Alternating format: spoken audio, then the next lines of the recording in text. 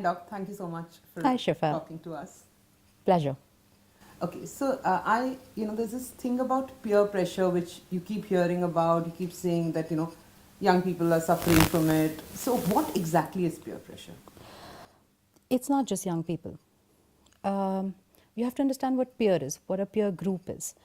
If I'm sitting with you, if you're my peer pressure, you're my peer group right now. My group can be group of people I go to school with, group of people I work with, group of people I grew up with maybe. So every time, every place that I go, I have another group. So I have different peer groups. What we need to understand is that the peer influence that we have, that decides a lot of things. The words that I use, I'll use cool, but somebody who's much younger will use rad. So that is an influence of peer.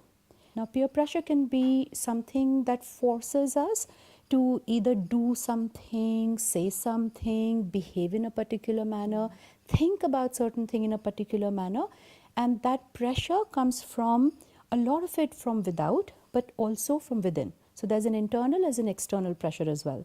An internal peer pressure based on my needs and my wants, like I want to fit in, I need to fit in.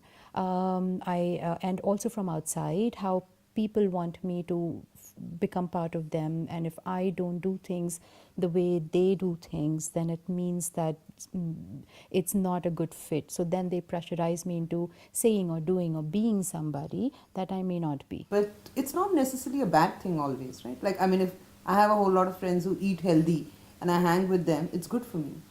It's not always bad.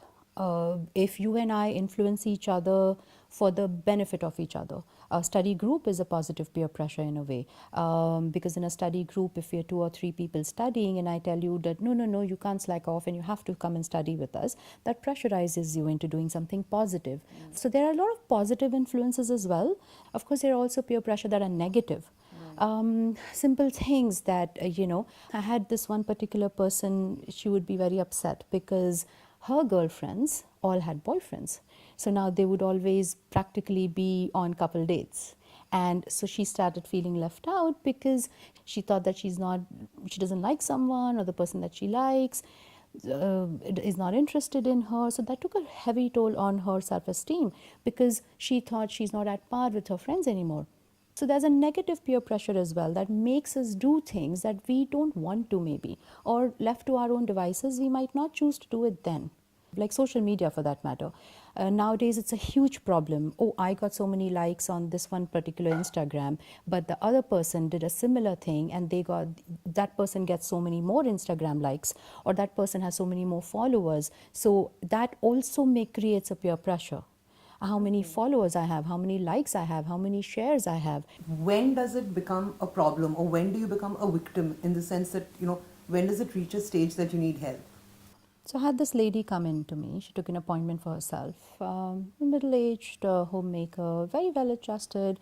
I would see her kids occasionally for certain counseling sessions. And she called up once and took an appointment for herself. And so she said that, tell me, am I doing everything okay? Am I doing everything right? Do you think I need to change some things?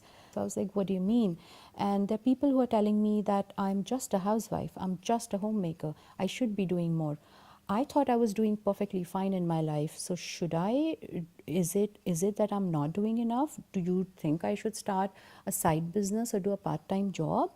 And she was so distressed, and she felt sad, and she felt less, and she felt she couldn't sleep very well. And it went on for a couple of weeks because people around her were constantly saying that she's not doing enough.